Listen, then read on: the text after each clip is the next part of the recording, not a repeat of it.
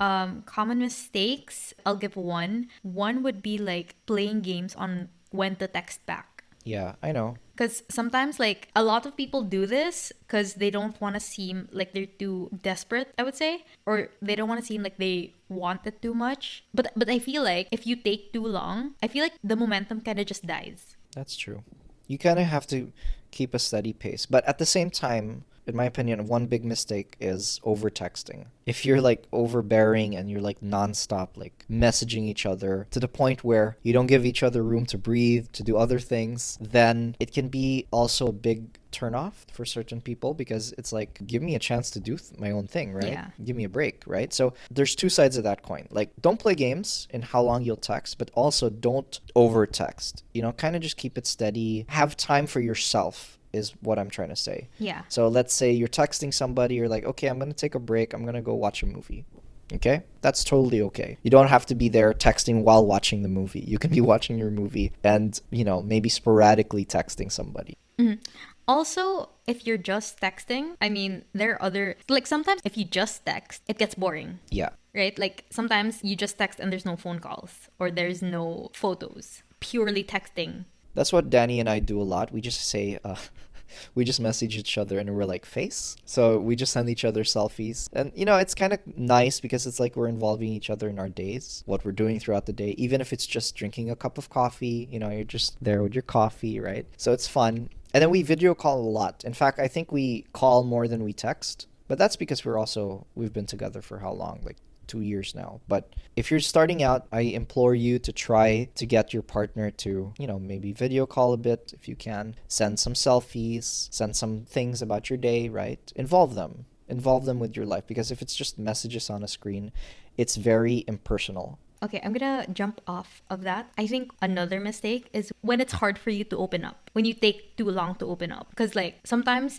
you kind of just, like, scenario, if someone asks you how your day was, you kind of just give them, like, a summary, but there's no, like, personal involvement. So, for example, someone will say, "What are you doing?" And then I'll be like, "Oh, I cooked dinner." But it doesn't really tell me anything about you. Because you could say, like, "Oh, I cooked dinner for my family. It was my first time to cook in a while." Sometimes you're too scared to like seem vulnerable. You get what I mean? Yeah, I understand. Like people are scared. People are scared to open up because they feel like, you know, if they open up, they invest too much in that person. Yeah. Honestly, guys, like if you're an open person, it says more about you than what you're doing with the other person. It's like you being an open person is being an honest person. And you can be that with anyone. And that's a good thing to actually mentalize. Like stop being a shut book, be an open book. So even random strangers that you meet, you know, they'll know who you are for who you really are. And I think that's a wonderful thing. Don't be ashamed to show who you really are.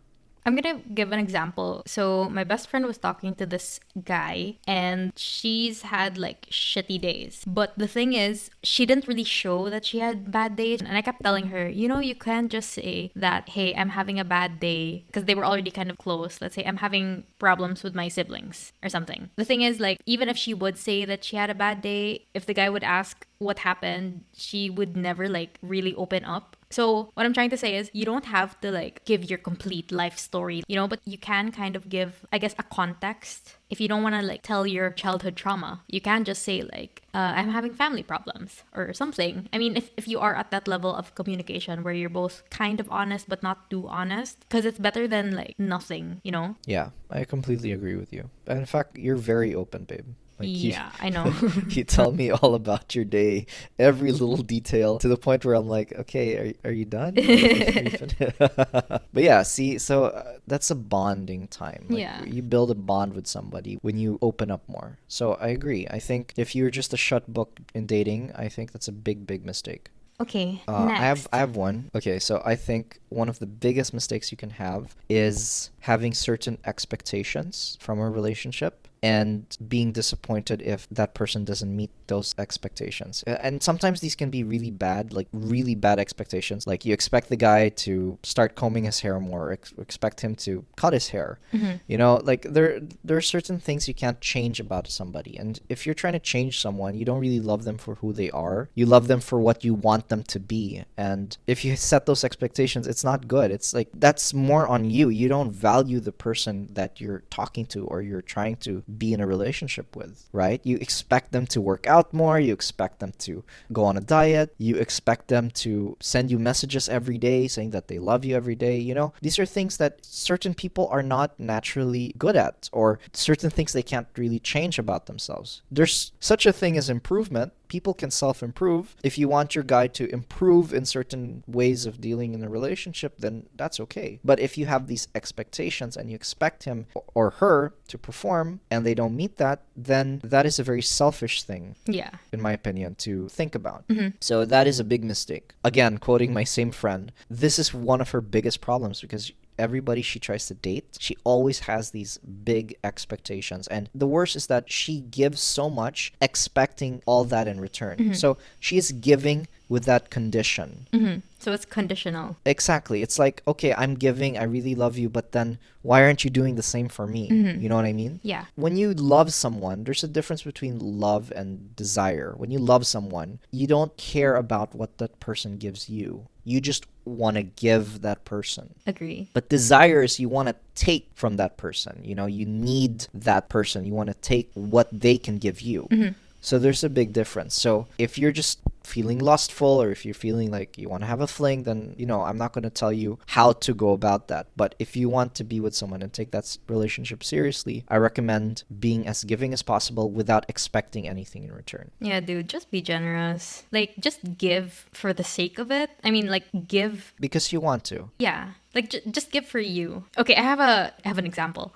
So my friend gave something to the person she was dating, and in a way, she said that she wasn't expecting anything back. But even if she wasn't like expecting something material, or the way I saw it, she was expecting a reaction. Like, I'm giving this to you in hopes that you see that I care, so that you make a move. Something. And I was telling her that, dude, just give it. Like, honestly, giving is for the giver. Like, it's for the feeling that you have when you're giving. But once that gift like parts from you, that's where it ends. Exactly. I agree. So there are times where we give, and when we don't get what we expected, we kind of like shut ourselves down and say like, okay, we're never gonna do that again. That was embarrassing. That was a mistake. I never should have done that. I think like my advice for your friend is, if she's gonna give, don't expect in return, because honestly, it's the gesture of giving that should matter. Sometimes it's like lifting off a weight in your chest. A perfect example is Valentine's Day. Many people in Valentine's Day, they give chocolates, or they give cards, or they give flowers to somebody that they like. It's a common thing. Now,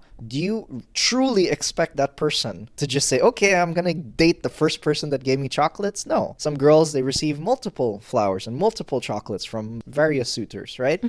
And some guys too receive a lot of gifts from girls as well, although I think it's more like guys to girls. Anyway, you don't expect that person to date you. You don't even expect that person to say thank you. Because in the end of the day, you're doing it because you like that person. It's a simple gesture of, I like you, this is for you. So treat it like Valentine's Day. If you like somebody, you give somebody that thing, and you don't expect anything in return. Recently, it was Christmas, and I gave Dani a gift that I was working on for like a couple of days, and my approach wasn't like, okay, I want her to react this way. My approach was more like, crap, I hope she likes it. That was it. That was my only approach. So it wasn't like I expected her to react a certain way and love it a certain way. In fact, honestly, the beauty of me giving that gift was she completely exceeded my expectations. Her reaction was like, whoa. And I was like, huh? She loves it that much? She likes it that much?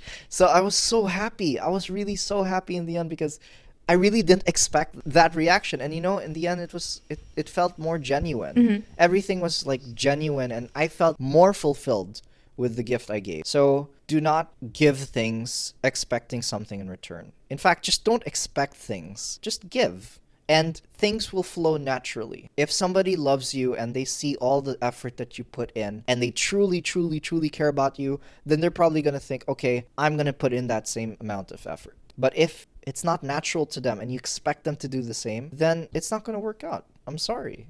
You have to lower your expectations to like the bare minimum. If you guys want to check out the full episode, click the link on the screen or head on over to Spotify, Apple Podcasts, or wherever podcasts are available. Thanks for listening, and we'll see you soon.